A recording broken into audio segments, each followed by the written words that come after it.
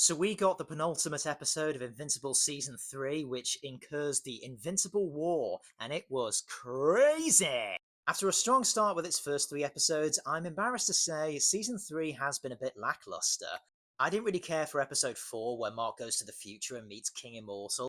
I didn't really care for his side quest in Episode 5 with Titan and the guy who can turn into a dragon. And while Episode 6 was a step up emotionally, and I always loved me some Aaron Paul, I did think the writing in that was kind of dumb and repetitive as far as Mark's journey's going.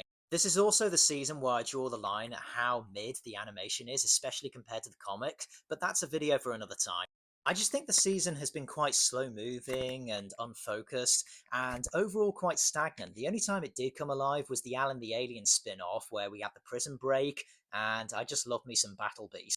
This penultimate episode, however, was the bomb. I loved every single minute of it. I loved how they showed how the world and every superhero and every character present was getting affected by it. I also love the fact that Stephen Young can change his voice by a mere semitone and still make each and every one of the marks feel distinct and different from each other. And a mere 2 days after losing Foggy, we also lost Rexplode. Rex has essentially been the Steve Harrington of the series. He started out as such a douche, and now he's one of the most likable characters. And he went out like a boss. I mean, he could come back. Invincible has had a track record of killing characters off, only to pull a fast one and bring them back instantly, but I don't know. I want his noble sacrifice to remain just that. I'm interested to see where Angstrom goes from here because he got betrayed by the technicians at the end. Which, by the way, that's Doug Bradley who played Pinhead.